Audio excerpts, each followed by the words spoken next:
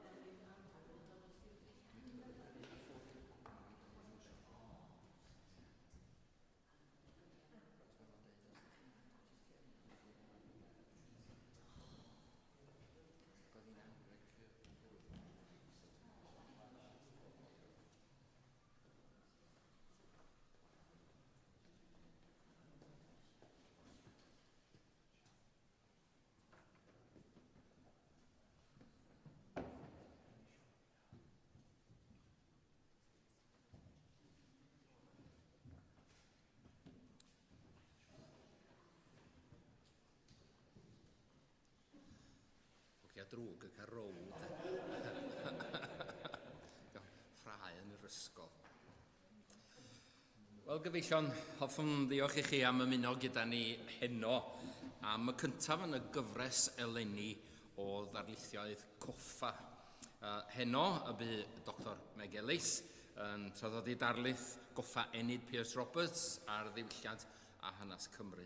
Mae Dr Meg Elis yn awdur a chyfieithydd, yn enedigol o Aberystwyth, gobeithio bod ti'n mynd i nodio, ond wedi byw yn Waun Fawr, Arfon ers blynyddoedd. Derbyniodd ei haddysg yn Ysgol Ramadeg Ardwyn Aberystwyth a Choleg y Brifysgol Bangor.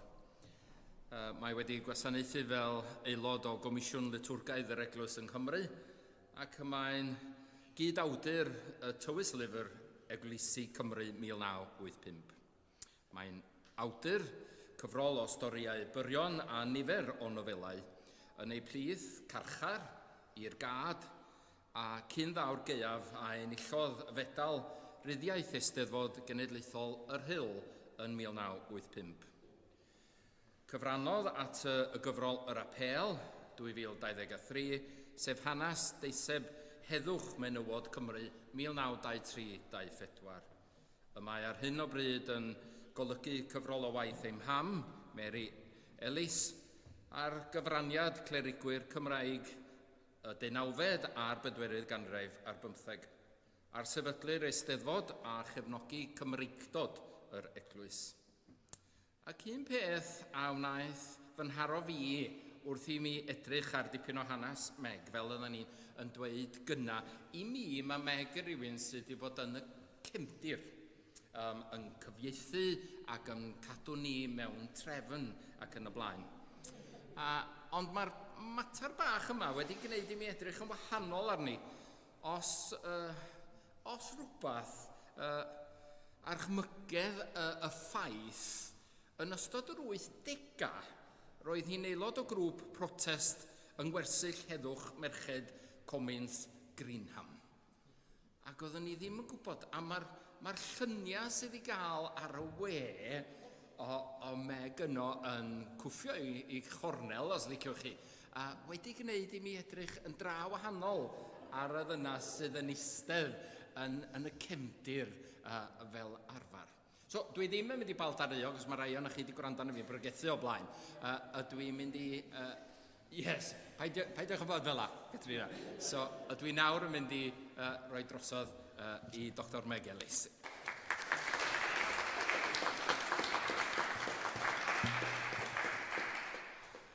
Diolch yn fawr.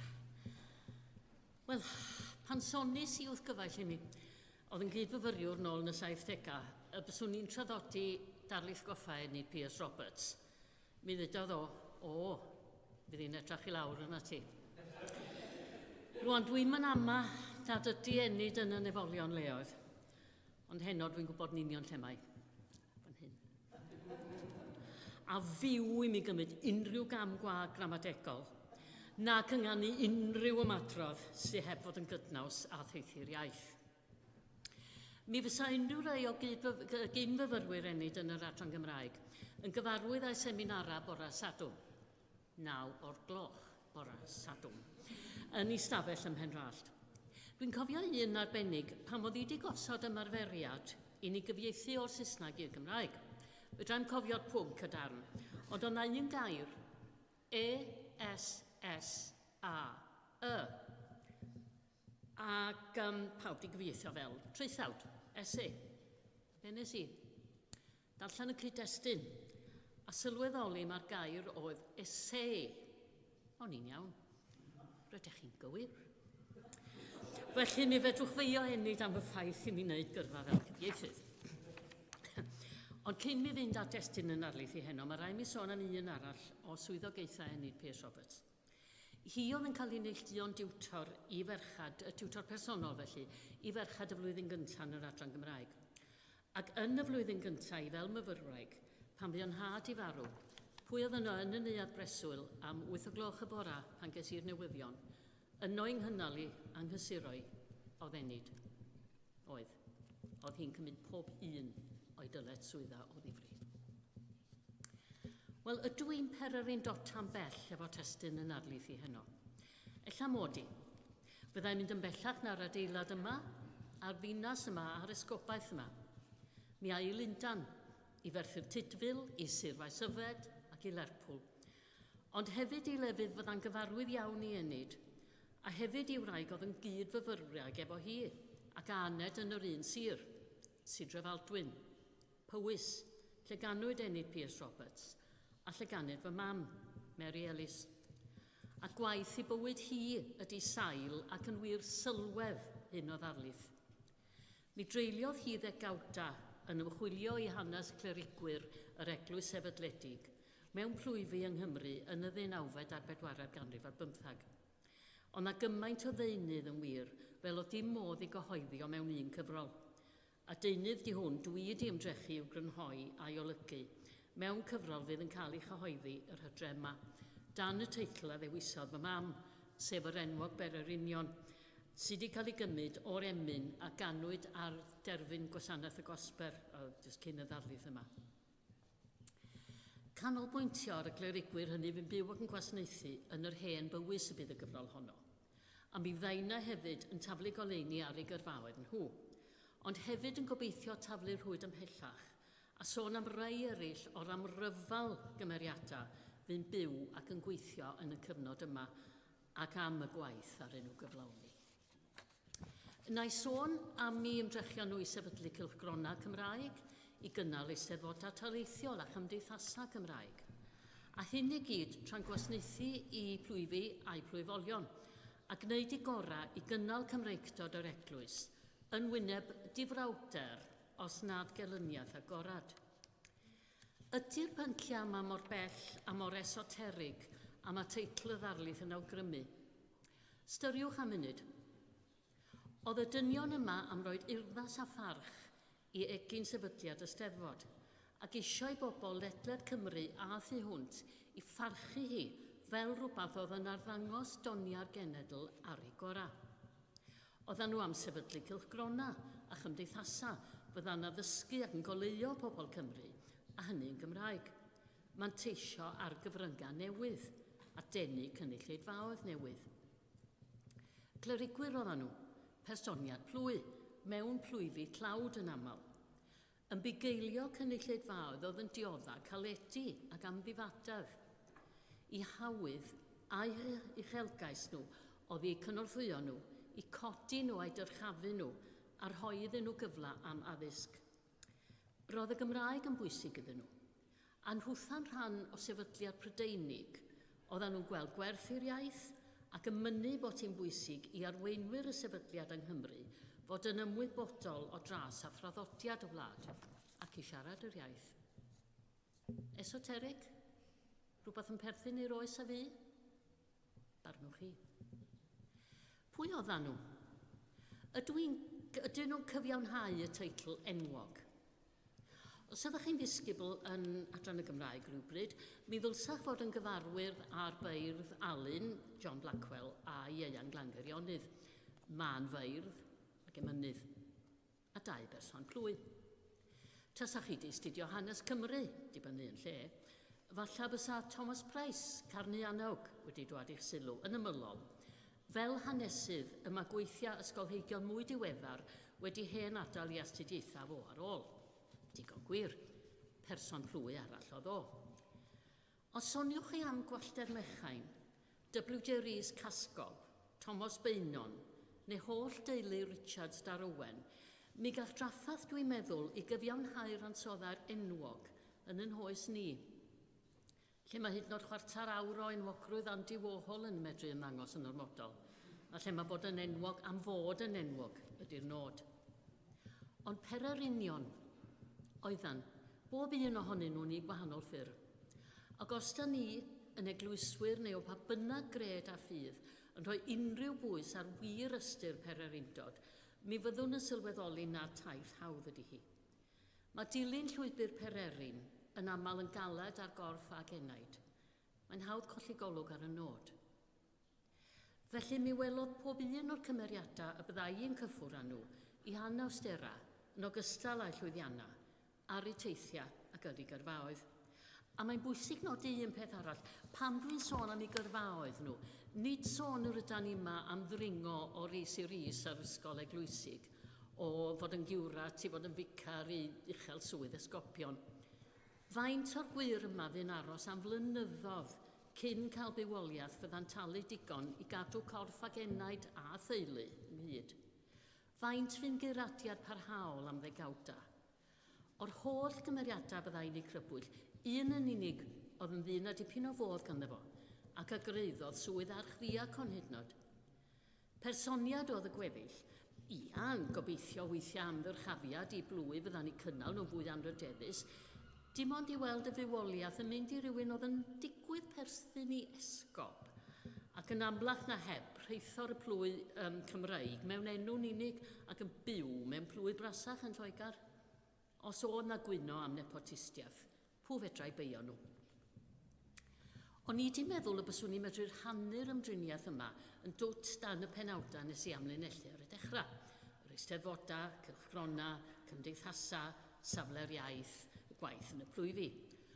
Ond yn fuan iawn nes i sylweddoli bysa gymaint o wibio nôl ac ymlaen sa hynny'n olygu, gan mae prif nodwedd y dynion gweithgar yma oedd i ymwneud nhw a'r holl feysydd dan sylw.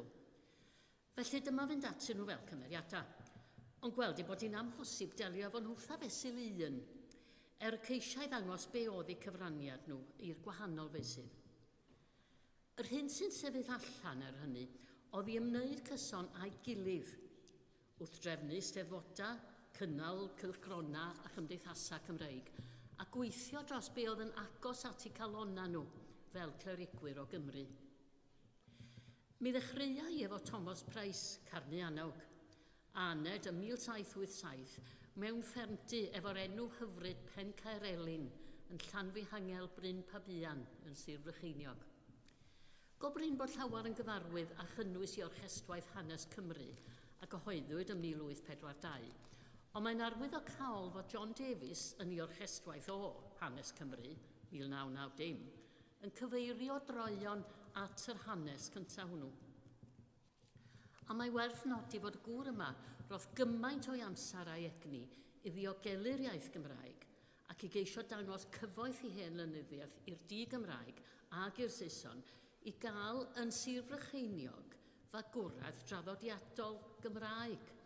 Roedd o a'i frawd wedi mynd i'r ysgol leol a cael ei haddysg trwy gyfrwng y Gymraeg yn hollol naturiol. Mi gafodd ei urddon ddiacon ym 1811 i wasanaethu 2 blwy yn Sir Faesyfed a'i drwyddedu 1813 i Langennau Llanbedr Ystrad Uw a Patrisio, ac oedd o'n byw yn Llanbedr. Gwasanaetha Cymraeg oedd yn yr eglwysi yma, a wedyn mi ychwanegwyd plwy Llangatwg a Llanelli at i ofalaeth. Rheithor y plwy oedd yr arglwydd H.W.G. Somerset a drigau yn Tormarton, Gelbath. A'i gyflog yn 1253 o bunnoedd. Campit a hanner oedd cyflog Carnianawg. Mi fu Carnianawg yn Llundain yn 1816 yn danfon rhoddion gwerthfawr i lyfrgell y Gymdeithas Feiblaidd Britanaidd a Thramor. Oedd Cymdeithas y Beibla yn pwysleisio'r angen am gyfieithu'r ysgrythura i ieithoedd y byd.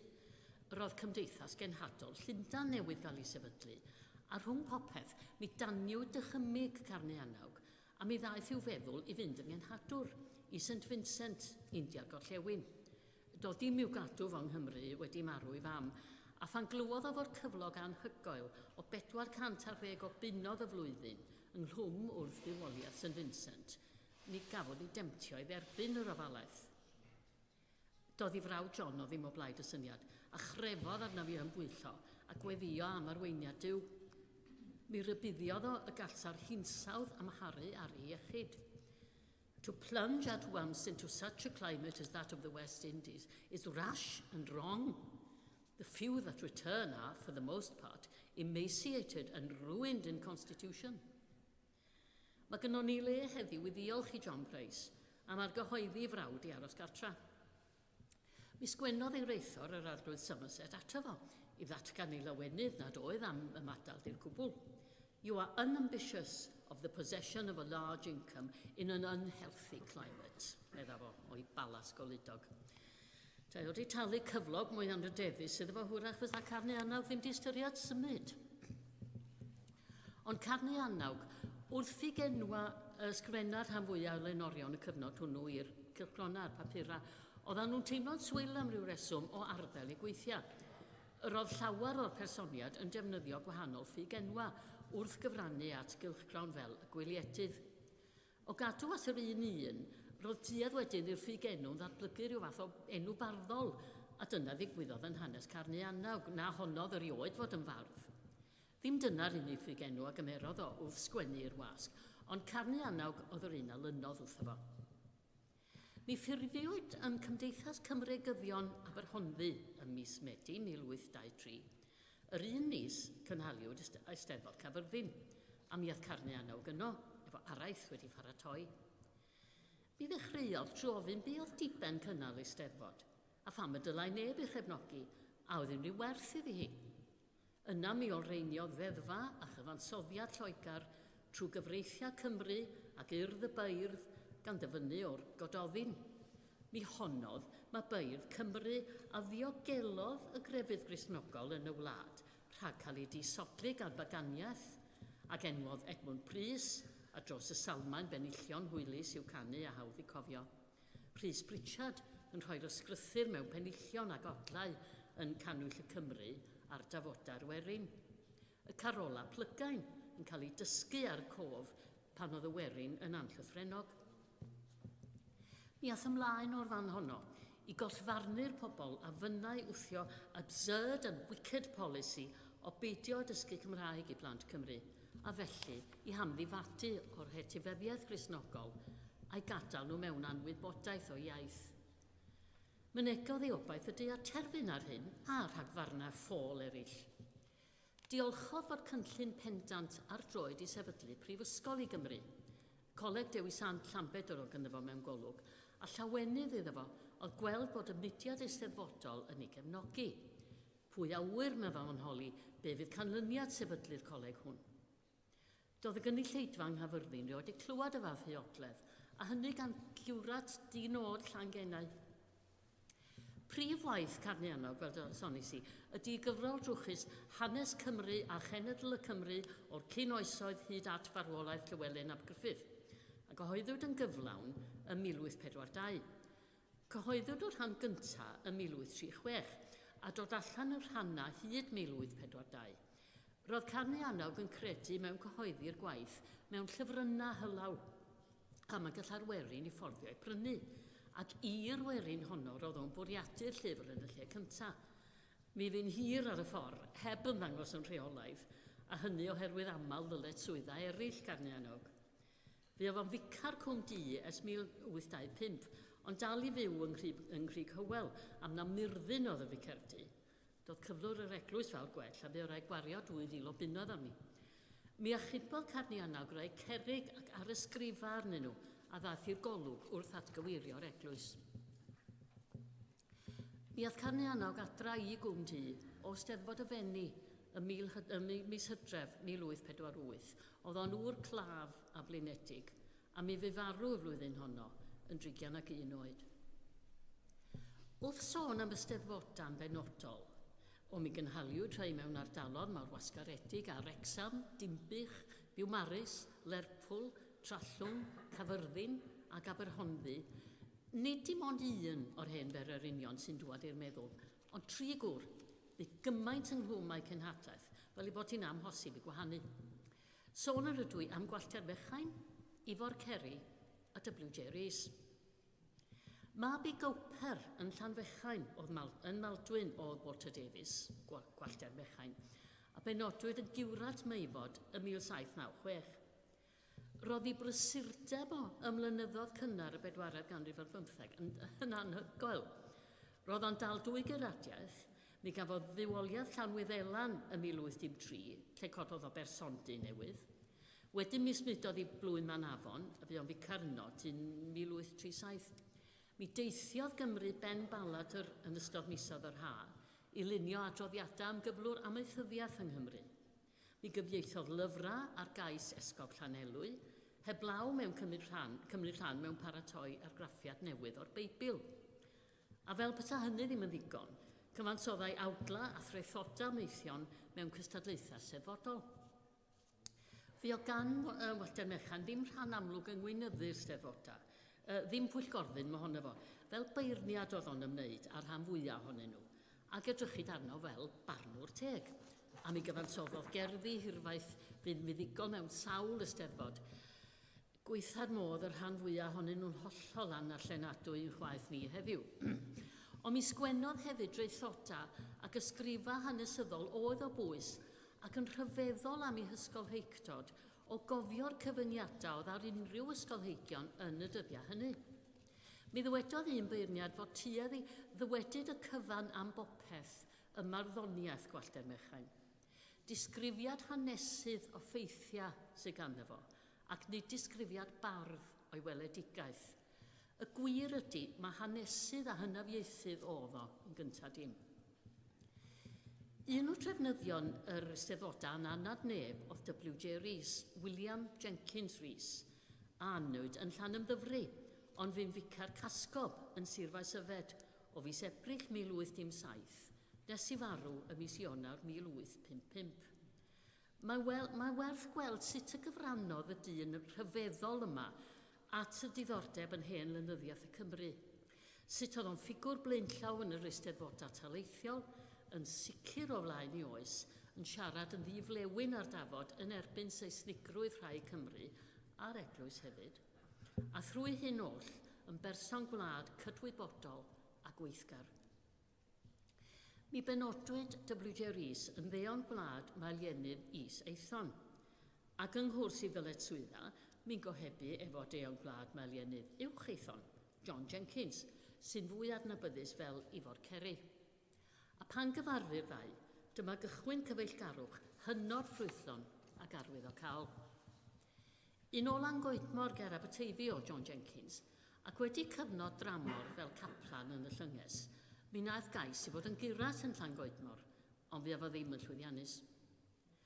Ym mis Chwefror 1817, dyma fo'n cael llythyr o ddwrth rhyw un H. Griffith yn ymgae darn o'r papur newydd y Cambrian, yn hysbysu marwolaeth the Reverend Joseph Carlos, Vicar of Stratford, Herefordshire, and Kerry in Montgomeryshire. Anfonodd Ifor Ceri gais i'r esgob rhag blaen.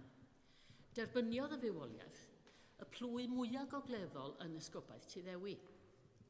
Yr oedd cyflwr y persondy yn druenus, trwy hir anrhigiant a diofaledd ei ragflaenor yn ôl Gwallter Mechain. Yng nghyfrestyrfa esgobaeth Tuddewi, ceir adroddiad am gyflwr Vicardy Ceri. Tŷ bron am a'i benni ddyfoddo. It is our opinion that the said vicarage house will fall down in a short time unless immediately secured or rebuilt, oedd brawddeg ola y ddau syrfewr. Codi tŷ newydd oedd yr unig atab, a dyma ddigwyddodd. I'r tŷ yma, y gwahoddodd Ifor Ceri i gyweillion a weinyddgar ac un o'r rhai amlyca oedd gwallter Mechain. Nad oedd Ceri yn bell o fan afon, roedd y ddau blwy mewn ysgobaethau gwahanol. A thuedd pob plwy ydi edrych tua'r gadeirlan, neu blastur esgob yn achos Tuddewi. Ond ddim peth anghyffredin oedd i feirdd a cherddorion gwarfod yn y persondau. Roedd Ifor Ceri'n gwmniwr da, fel mae lythyrau at ei gyfeillion yn dangos. Oedd ei gasgliad o alawon gwerin, eisoes yn enwog, oedd o wedi dechrau casglu nhw pan bod o'n y coleg yn Rhydychen. A roedd gan bob un o'i deulu yn Sir Aberteifi leisiau soniarus a mi fyddan nhw'n clywed yr alawon yn cael eu canu mewn osweithiau llawen a ffeiriau. Teimla Ifor Ceri ddiddordeb fel hynafieithydd ac fel cerddor yn y mesura, enwa'r cynciau ar alawon ac yn lle oedden nhw'n cael eu canu. Efo llwyddiant eisteddfodau taleithiol mewn llefydd fel Caerfyrddin a Wrecsam, daeth yn amlwg i Gymru gyfan y galla dynion diwylliedig efo gweledigaeth ac ymroddiad drefnu eisteddfodau'n effeithiol. Wrth i W.J. Rhys gymryd ar ei sgwyddau hun y baich o weld bod perianwaith taleithiol yn gweithio, a chan bod Ifor Ceri yn ŵr o weledigaeth ac o rym, efo gwir gariad at Ganu Gwerin a Philynorion Cymru, ac efo gwallter Mechain ynta yn ŵr profiadol mewn eisteddfodau, yn nabod y beirdd, ond hefyd yn gyfarwydd â pobl dylanwadol o bob gradd. Rynthyn nhw, mi welsan nhw withdroi yr hen ddelwedd o steddfod dafarn werinol, y 19fed ganrif, a mynd â hi gam ymhellach na steddfodau'r Gwynedd Ugion, gan greu cynsal i steddfodau uchelgeisiol Cymdeithas Cymreigyddion y Fenni yn nes ymlaen yn y ganrif. Y drefn yn y steddfodau taleithiol oedd i'r awdl fuddigol gael ei darllen yn gyhoeddus. Roedd gwallter Mechain mor hyderus yn Steddfod Caernarfon, fyma fo fydda'n ennill, fel roedd o gopi o'r awdl i Ifor Ceri cyn i hwnnw gychwyn am Gaernarfon, efo cyfarwyddiadau manwl ar sut y dyla'r awdl gael ei darllen. Much of the excellence of the ode, meddai, heb ddim ffug wyleithra, will depend on the recital. There being such sudden transitions from one passion to another, love, revenge, unsteadiness, resolution. Difriwyd gwallter Mechain gan wybodaethon diweddarach am barhau i gystodlu mewn steddfodau hyd ddiwedd ei oes, heb ystyried mae syniad diweddar ydy edrach ar y steddfod fel lle i brentis o farf fynd oddi wrth ei wobr at ei waith, chwedlar Williams Parry. I wallter Mechain a'i gyfoedion, dyletswydd barf oedd barddoni. Lle arall fedrai waith o gael sylw heblaw mewn steddfod. Cyhoeddwyd mae yn y Trallwng y cynhelydd steddfod talaith Powys ym 1824. Felly, roedd hi'n bwysig cael clust yr arglwydd Clive o Findia lle. Arfera hwnnw o hebu efo gwallter Mechain yn achlysurol, gan bod gynno fo diroedd ym Mhwydd Manaafon. Oedden nhw'n trafod acha, hen lyfrau a phynciau hynafieithol gan mwyaf, naws gyfeillgar heb awgrym o fod yn nawddogol sydd yn ei lythyrau. Llawenydd mawr i'r clerigwyr oedd deall i fod o'n cefnogi'r syniad ac yn bwriadu llenwi'r castell a'i gyfeillion at yr achlysur. Pryder Ifor Ceri, fodd bynnag, oedd bod traethoda ar obryn steddfodau Wrecsam ac Caernarfon heb eu cyhoeddi, achos un o amcanion sefydlu'r steddfodau taleithiol oedd cynhyrchu gwaith llenyddol cyfoes. Mi gynhaliwyd y steddfod yn neuadd y dref y Trallwng. Dyma'r steddfod fwyaf rhwysgfawr ac ymhongar o'r holl steddfodau taleithiol. Yn ôl adroddiad y wasg, yr oedd y dref yn ferw gan daren drwst o lwynion cerbydau a charlamau meirch pendefigion a goreion yr ardaloedd ar hyd palmentydd Caregog heolydd y Trallwng. Gosgordd yr arglwydd Clive oedd hon yn cael ei camol oherwydd ei gwladgarwch a'i cefnogrwydd i bob ymdrech i lesau ei cyd genedl. Dyn a helpo'r iaith Gymraeg, pe dibynnau ar bobl hyn. Ond yr oedd nawdd boneddigion yn rhan o'r traddodiad barddol, gan mae dyna'r unig nawdd oedd ar gael yn yr oes honno, ac eto roedd y cyngherddau mawreddog costus a drefnwyd mwyn difyrru'r noddwyr di-Gymraeg yn dramgwydd ariannol i'r steddfodau. Pan fu farw i Forceri diwedd y flwyddyn 1829, mi gollodd mudiad yr Eisteddfodau Taleithiol i arweinydd a'r un ddari ysbrydoli nhw i weithredu. Mae wir i WJRs frwydro ymlaen, ond oedd o'n meddu ar y charisma oedd yn perthyn i Forceri. Ddari o ddim llwyddo i gael y pwyllgorau lleol i gynnal yr Eisteddfodau yn y drefn oedd wedi cael ei gosod i lawr ar y dechrau. Un o'r lwyddiannau'r personiad Llengar oedd y gwylietydd, cylchgrawn eglwysig a sefydlwyd yn y flwyddyn 1822. Amcan y cyhoeddwyr fydda cynhyrchu cylchgrawn ar egwyddorion Eglwys Loegr a thynnu gwybodaeth fuddiol mewn arddull gartrefol. Rhaid osgoi dadleuon diwinyddol ar bob cyfri. Da fyddai medru cyfleu gwybodaeth ar ffurf hanes neu stori. Dyla pob rhifin ddechrau gyda erthygl fywgrafyddol am gymeriadau eglwysig, yna cael ysgrifa ar fyd natur ac anifeiliad, hynafiaethau, adolygiadau a sylwadau ar lenyddiaeth Gymraeg, ac yn bendifad ar rhai cynnwys ffrwyth yr awen. Roedd hyn yn angenrheidiol mwyn cael cefnogaeth y beirdd. Y rhai dal mewn cof na fedrai'r un cylchgrawn ffynnu ond ni fedrau gadw diddordeb y cyhoedd, felly o rhaid plesio cynifer o ddarllenwyr ac oedd nhw'n medru. Mi ddath y gwyliedydd i ben y 1837. Does dim modd enwi neb oedd yn gweithredu fel golygydd yn yr ystyr sydd i'r gair heddiw, sef un yn derbyn y cyfrifoldeb am holl gynnwys y cyfnodolyn, ac yn gwybod i sicrwydd pwy oedd awdur pob peth oedd yn cael ei gyhoeddi ynddo fo. Enghraifft ydodd o gylchgrawn yn ddibynnol ar bwyllgor yn hytrach nag ar un golygydd. Mi gymylwyd blynyddoedd ola Gwalltau'r Mechain, gan salwch meddwl i fab. Pa bynnag bethau gyflawnodd o ganol y 30au ymlaen, mi nath o efo'r brofedigaeth honno yn y cefndir. Ym 1837 mi dderbyniodd fywoliaeth llawrydd yn y Mochnant, syndod i bawb o'i gydnabod, ac eto hwyrach i'w gydlerigwyr, snwyro fod arno fo ryw awydd newid awyrgylch, a ffoi o fan afon a'i gysylltiadau poenus.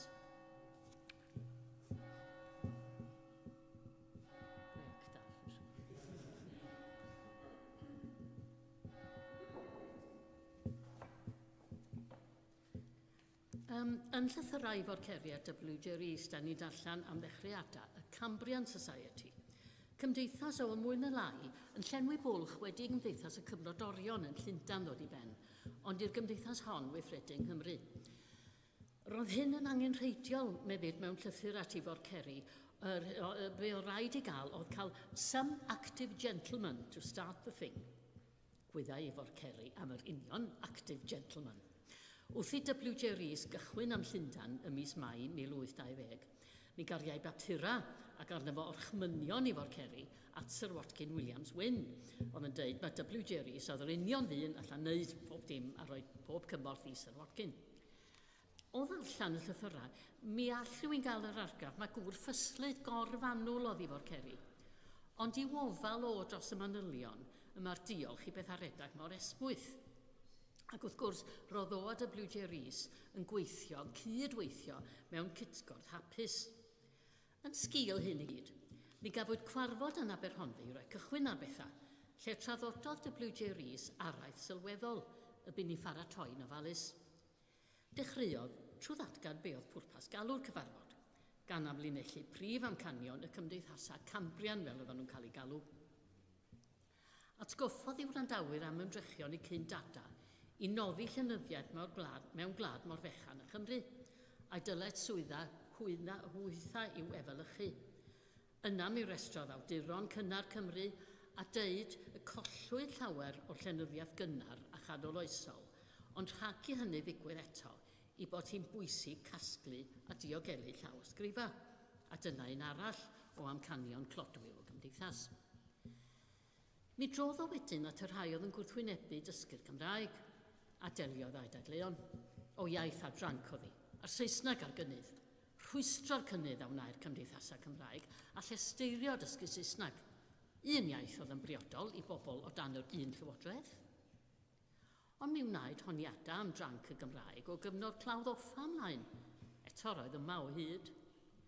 Rhybuddiodd ei wrandawyr fod newid iaith gwasanaethau eglwysig mwyn ychydig o Saeson yn gyrru'r werin bobl i'r capeli, lle oedden nhw'n cael addoli'n iaith eu hunin, a'r Methodistiaid oedd yn elwa. Pam na ddysgo'r Saeson hyn Gymraeg?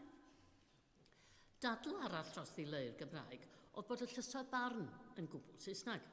Eto, dadl dros i'r barnwyr a'r twrneiodd ddysgu Cymraeg oedd hyn. Pwysleisiodd mor fanteisiol i bawb mewn uchel swydd oedd gwybodaeth o'r iaith, y clerigwyr, meddygon, masnachwyr a thirfeddianwyr. Faint mwy o gefnogaeth mae'r iaith Saesneg i hangen yng Nghymru, gofynodd. Eisoes mae'n orfodol ym mhob sefydliad addysgol, trwy'r Saesneg mae'n ennill ffafr a safleoedd uchel mewn byd ag eglwys, ac hyn i gyd, mi ddeil y Gymraeg yn fyw am genedlaethau ddod, honnodd yn hyderus. Nid gwaith y Cymdeithasau Cymraeg o llesteirio dysgu Saesneg, ond hyrwyddo'r iaith Gymraeg ymhlith y boneddigion a drigau yng Nghymru. Dywed y Blw Rhys bod ei araith wedi cael gwrandawiad astyd a derbyn cymeradwyaeth. A nina, dros 2 ganrif yn ddiweddarach, yn gorfod gwrdd-ddeud bron yr union un ddadleuon, mi welwn ni pa mor nerthol a beiddgar oedd sylwada'r person gwlad hwn. Mi feiddiodd sefyll o flaen cynulleidfa wir bonheddig oedd eisoes wedi colli Cymraeg, neu'n prysuro'r ffordd i'w plant wneud hynny trwy addysgu yn Lloegr, ac a edrychau lawr ar y werin fel lower orders. Dyma'r gwron hwn yn argymell iddyn nhw i gyd ddysgu Cymraeg, dangosodd iddynt mor uchel oedd ei thras a mor gyfoethog ei llenyddiaeth.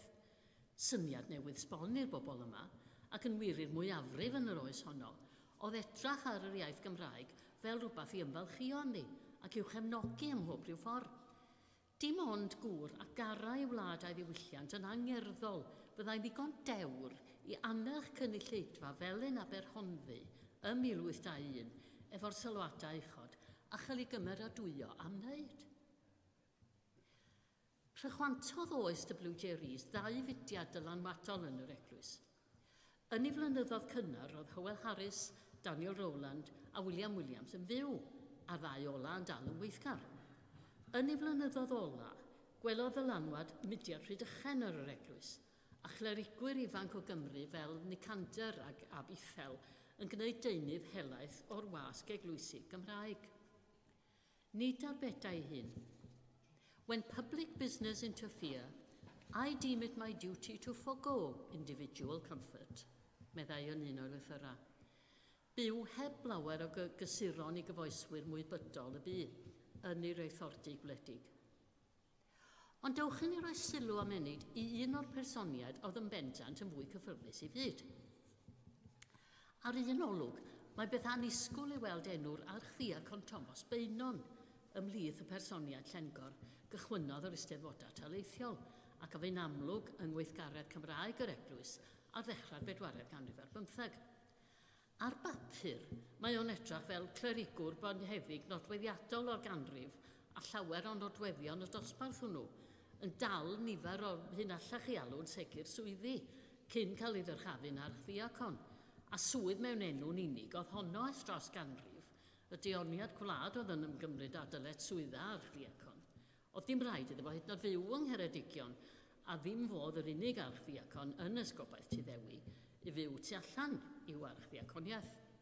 Roedd o'n nhw'r cefnog, ond oedd o'n defnyddio'r rhan sylweddol o'i gyflog i adnewyddu eglwysi neu hael codi nhw'n gyfan gwbl, i dalu athrawon am gadw ysgolion yn ei amryfal blwyfi ac i brynu llyfrau dyrchafol i'w rhannu ymysg i blwyfolion. Mi dderbyniwyd y cynnig i ffurfio Cambrian Society gyda changen ymheda'r Talaith Cymru, sef Dyfed, Powys, Gwynedd a Gwent. Oedd hyn yn cyfateb i'r 4 esgobaeth, Tuddewi, Llanelwy, Bangor a Llandaf. Wedyn mi drefnwyd i gynnal Pwyllgor, wrth gwrs, ymhlas yr esgob yn Abergwili, mwyn dechrau trefnu Eisteddfod Talaith Dyfed. Mi benodwyd ysgrifennydd a phenderfynwyd ar aelodau'r Pwyllgor a cwarfod i ddewis testunau. Ond lleisiodd yr archfiacon Beinon i wrthwynebiad i roi brif wobr am awdl. Hoffai weld gobrwyo cerdd yn y mesur rhydd. Gwaddol o'r oesoedd tywyll oedd y gynghanedd, a phob iaith gwar mewn gwledydd eraill wedi alltudio. Roedd hon yn chwilan ymhen yr hyn ar chfiac hon, a fydda fo'n diflasu yw'r rhandawyr pryd bynnag y codau bater, ac yn llenwi'r llyra efo'i ddadl yn erbyn y gynghanedd. Oedd neb yn cytuno fo, ond sut oedd gwrthod y cynnig a fynta noddwr mor hael i awduron ac yn fawr i barch. Mi lwyddwyd trwy ddadla fod y beirdd wedi hen arfer ar gynghanedd ac yn barod i gystadlu ar awdl a chywydd, ond tasan nhw'n cyflwyno mesur diarth yn y brif gystadleuaeth, prin y bysan nhw'n mentro. I sylwada mynych Thomas Beinon am dariad y gynghanedd berin i wenu heddiw. Os dim dweud waith nad o na lawer o ddeirdd a llenorion yn teimlo'r un elyniaeth tuag ati, fel Gwenffrwd Ieuan Glangirionydd ac Alun yn teimlo bod yr rhiala yn aml yn tagu'r awen. Ond Cymro twym galon oedd Thomas Beinon. Wedi W.J. Rhys draddodi araith enwog yn Aberhonddu, mae Beinon yn cyfeirio at rhyw ymosodiad ffiad rhywun dan yr enw D.W. arno fo yn y Carmarthen Journal. Some degenerate countryman has attacked in a flippant, petulant and improper manner your very able and proper speech. The writer of this obnoxious letter is supposed to be the son of a farmer in this county, who a few years ago could talk no other language but Welsh. He is now settled in England. I have known numbers of youngsters who have gone out of this country, half Welsh, half English, and after passing a few years in England, have had their heads quite turned. Rwan, fyswn i'n ama am Enid frwdfrydedd Thomas Beinon dros yr eglwys sefydledig, a'i awydd falla i wrthweithio unrhyw ddylanwadau pybyddol. Ond wir, fedrai'm help ond mynd yn ôl rhyw 2 canrif at eiriau'r pabydd alltyd Griffith Robert Milan, a'i eiriau fôn i'r ag ymadrodd i'w ramateg, a meddwl y bysa rhaid y cytuno ar hyn, gwahaniaethau diwynyddol neu beidio. Cynnes chwi a gewch rai yn gytrym ag y gwelant afon Hafren neu glochdau ymwythig, a chlywed sais yn dywedyd unwaith good morrow, a ddechreuant ollwng i Cymraeg dros gof, a dywedyd yn fawr ei llediaeth. A dyma droi at y rhai ola byddai'n sôn amdanyn nhw. A thrwy hynny, fynd yn ôl i gynefin fy mam ac Enid Pearce Roberts i Sir Drefaldwyn. Am daro cipr ydw i ar bentra Darowen, ac un teulu y mae enw'n gysylltiedig ar pentra hwnnw. Teulu Thomas Richards ydyn nhw, Vicar Darowen, a'i 5 mab, Richard, Thomas, Dafydd, Lewis a John Llwyd. Y peth cyntaf i'w nodi a'n eitha pwysig falla ydy nad un oedd ar Owen oedd Thomas Richards. Yn Hirnant Pont Erwyd yn Ceredigion gafodd ei eni, mi gafodd ei addysg yn Ystrad Meirig, a mewn plwyfi eraill y buo fo am ran helaeth o'i oes. Yn wir, roedd o'n tynnu am 100 a'i 8 plentyn wedi cael ei geni pan benodwyd o yn Vicar Darowen yn Sir Drefaldwyn. Ond mae enw Darowen yn anatod gysylltiedig ar teulu yn rhinweddig gweithgarwch y maes pregethu, casglu llyfrau, llawysgrifa, cerddoriaeth a chynnal Cymreictod yr eglwys sefydledig mewn cyfnod hynod arwyddocaol. Roedd ei ddiddordeb am ddwfn yn llenyddiaeth i'w wlad ac yn ei halawon gwerin. Mi'n ddisgrifiwyd o fel y person Methodist, a bu'n fawr i sêl dros efengyleiddio yng ngogledd Ceredigion ar ddechrau yrfa, ond person Methodist. Mae'n bwysig cofio dyddiadau Thomas Richards, 1754 hyd 1837. Nid yn unig oedd o'n cyd-oesi ag arweinwyr y diwygiad Methodistiaeth, Daniel Rowland a Williams Pantycelyn, oedd wedi gwrando arnyn nhw bregethu ac yn wir yn ei nabod nhw. Un o gyfoedion Thomas Richards yn Ysgol Ystrad Meirig oedd Thomas Jones. Fi'n gyrad yn Swydd Henffordd ac yna yn Llangenfelyn ac Eglwys Fach. Mi ffynnodd cyfeillgarwch y ddau, am y dyddiadur Thomas Richards a llythyrra Thomas Jones ato fo ddim yn unig yn taflu goleuni tra diddorol ar berthynas a chymeriad y ddau, ond yn rhoi darlun gwerthfawr i ni o amgylchiadau bywyd personiad yr eglwys sefydledig yng nghefn gwlad Cymru yn y cyfnod yma. A mi dala i rai Sa'n beintio darlun rhydd i a gwyn o gyflwr crefydd cyn ac ar ôl y diwygiad Mesodistaidd, i gymryd Enid i ystyried yr hyn a gyflawnwyd gan ddynion fel Thomas Richards a'i feibion. Dyddiadur o iddo Thomas Richards am flwyddyn 1782 a dechrau'r flwyddyn ganlynol sydd wedi goroesi. A mae werth nodi weithgarwch ar ddydd Nadolig 1782. Mi gododd am 1 o gloch y bora, a marchogaeth gyda'i wraig a'r mab bychan i Langenfelin, i wasanaeth y Plygain. Mae'n deud iddo brygethu am 4 o'r gloch, felly mae rhaid mecanic ar ola rhwng 3 a 4 fydda'r arfer. Erbyn 6 roedd o'n eglwys fach, lle pregethodd a gweinyddu'r cymyn i dros 100 o gymunwyr. Wedyn, mi ath i roi'r cymyn i wraig glaf yn ei chartref.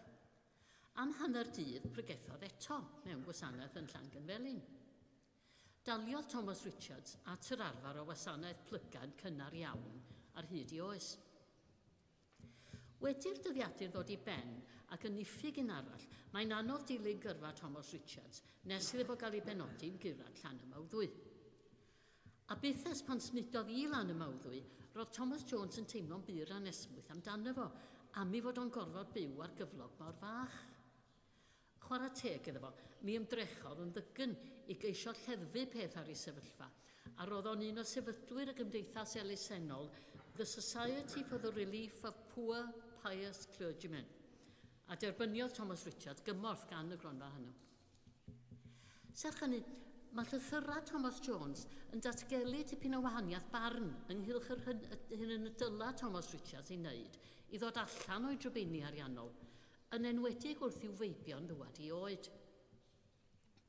I have often thought of your numerous family, meddai mewn llythyr eto, and expect to hear that you have put some of your children to some trade, they now being of age. Ond credai Thomas Richards y dylai wneud popeth yn ei allu i roi'r addysg ora bosib i'w feibion os oedd yn teimlo galwad cryf i fod yn offeiriaid, a'r weithaf y cynni a olygau hynny iddo fo yn bersonol. Tred y wir.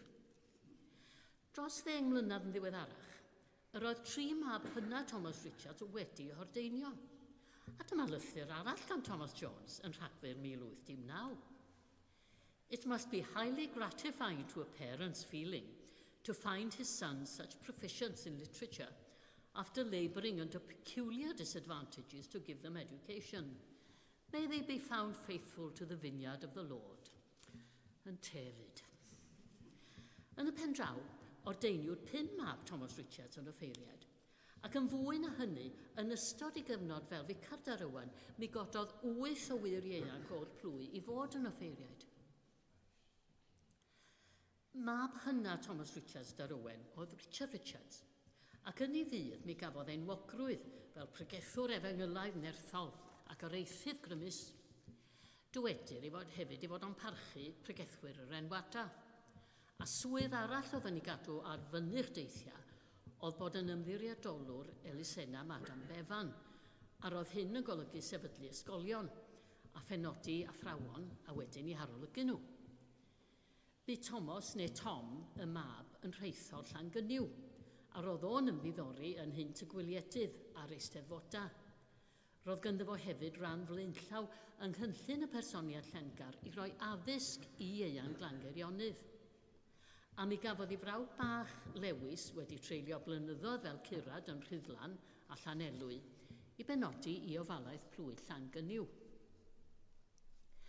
Ganol y 1840, yr hyn o fidiau glwyswyr esgobaethau Llanelwy a Bangor oedd argymhelliad comisiynwyr yr eglwys sef bod 2 esgobaeth Gogledd Cymru yn uno a'r arian fydda'n cael ei arbed yn cael ei neilltuo i greu esgobaeth Manceinion. Wedi'r arglwydd Powys benderfynu gwrthwynebu'r mesur yn hir ar glwyddi, dylifodd llythyrau ato fo oddi wrth glerigwyr a lleigwyr blaenllaw o'r 2 esgobaeth. Roedd gan Tom Richards dabla wedi seilio ar gyllid y 2 esgobaeth a mi anfonodd rhain at yr iarll yn arfogaeth i'w ddadleuon. Ath y personiad plwy ati i gasglu enwa ar ddiseba, Aeth Lewis Richards o gwmpas Llanerfil i gasglu enwa ar ddeiseb enfawr a dderbyniodd o Lanelwy, a oedd o'n cwynodd y fe John, cario peth felly ar hyd i blwy mynyddig, ond mi lwyddodd i gael 540 o enwa. Dywedodd wrth yr iarll i fod wedi byw 10 mlynedd yn Llanelwy a fod o'n gwybod pa mor drychinebus yr ystyried bobl yno golli hesgob. Pasiwyd y mesur ar mawr ofid i eglwyswyr ac eraill, ond roedd iarll Powys ddim y gorau i'w ymdrech, ac yn y diwedd mi lwyddodd i gael pasio ei fesur i wacharddun o'r ddwy esgobaeth. Mae'n deg dweud bod trafferthion teuluol yn llenwi meddwl Thomas Richards y mab. Mae rhywun yn cael yr argaf mae fo o'r holl frodyr sy'n cymryd arno hun feichiag o falon pawb, nad fod i'r hynna. Un aelod o'r teulu yn benodol oedd yn achosi'r mwyaf drafferth, sef ei frawd hun David neu Dafydd, a dweinir ora fel Dewi Silin, ail fab Thomas Richards yr hynna. Roedd o yng nghanol berw'r eisteddfodau lleol yn esgobaeth Llanelwy, fel beirniad a llywydd. Roedd o'n gerddor dawnus, yn gasglwr llyfrau a llawysgrifa ac yn hynafieithydd. Tu agorad i feirdd ac egin feirdd fydd y cerdi Llansilin, a'r ficer yn ŵr llawen, hawlgar, hoff o hela sgwarnogod ac yfed efo'i gyfeillion, yn delynor ac yn offerynnwr medrus. Dyma'r un mwyaf lliwgar o'r brodyr, a fodd yr un cyntaf i farw. Mi gafodd ei ordeinio yn 1819. Mi gafodd geiradiad y dre newydd yn 1812, a wedyn dod yn gyrraedd Nantglyn, cyn cael gwahoddiad yn 1816 i ddod yn gyrraedd Llansilin. Trwy gydol yr amser mi frwd i ymwneud a phob math o weithgarwch diwylliannol, gan gynnwys sefydlu cangen o Gymdeithas y Gwyneddigion tra roedd o yn Nantglyn. Ym 1819, mi farw'r dyn oedd i fod i drefnu beirniad i'r farddoniaeth o Ogledd Cymru yn Steddfod Cyfyrddin. Mi ddewisodd i forceri roi'r gorchwil i Dewi Silin, a derbyniwyd Dewi i orsedd y beirdd gan Iolo Morganwg ar ddiwedd Steddfod Cyfyrddin, a bydd ddau yn gohebu wedyn. Mi gytunodd Dewi Silin i fod yn sgrifennydd Steddfod Powys yn Wrecsam, ond mae'r rhaid mae profiad i forceri o ddiffyg trefn Dewi Silin a barodd i hwnnw sgrifennu'n rhybuddiol "He will need frequent stimulating". Os bydd Dewi Silin braidd yn esgeulus gyda manylion gweinyddol eisteddfoda, mae'n amlwg na fu arno fawr o angen stimulating mewn cyfeiriad arall.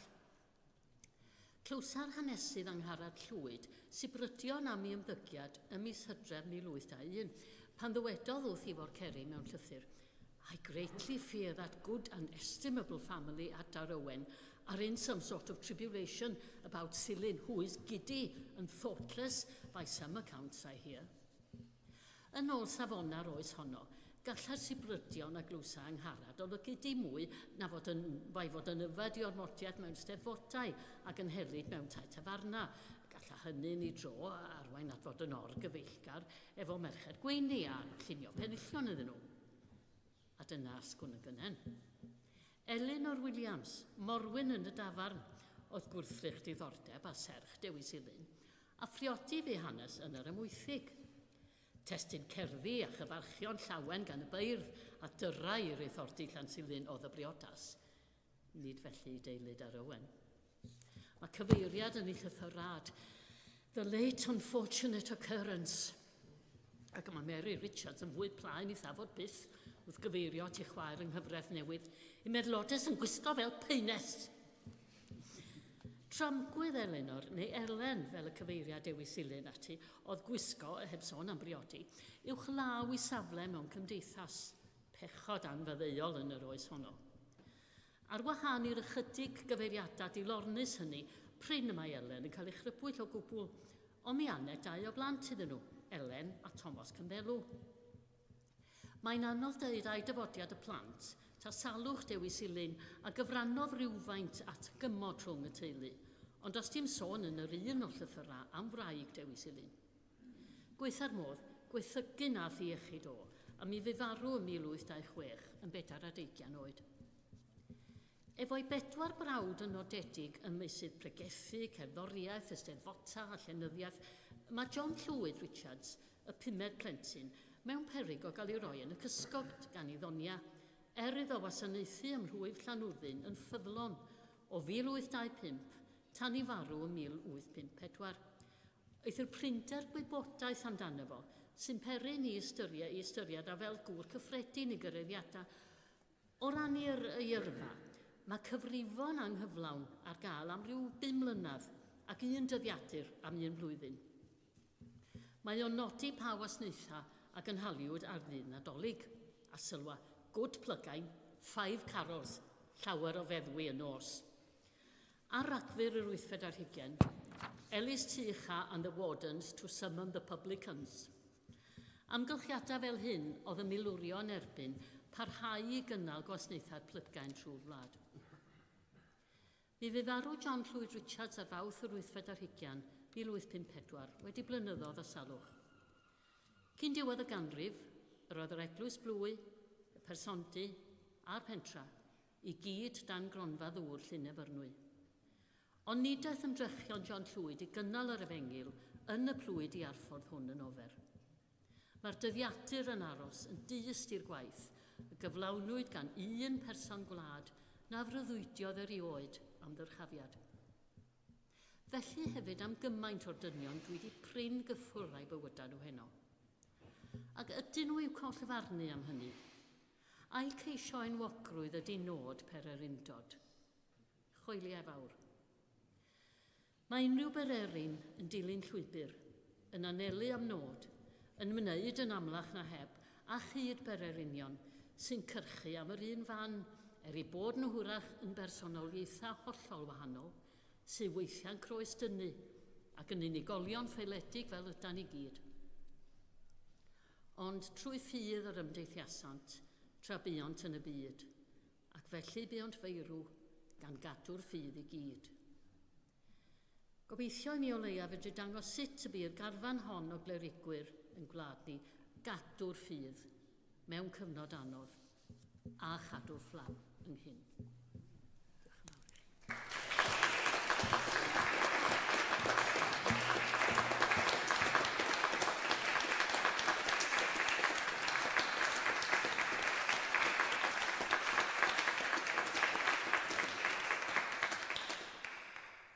Wel, be ddechreuodd Meg drwy ddeud yn do, y bydd Enid yn edrych lawr arna chi, da chi'n gwybod? Ac ar ôl clywed geiriau Meg y ddarlith yna, dwi'n siŵr y bydd Enid yn falch iawn o'r hyn sydd wedi cael ei ddeud heno.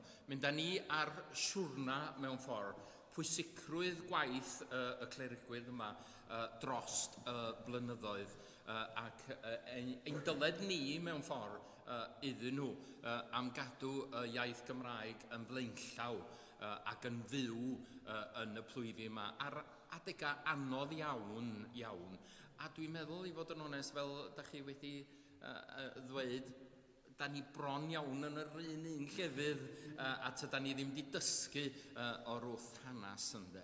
So, dwi'n siŵr rhywch i'ch dwylo efo'i gilydd unwaith eto i ddweud diolch am y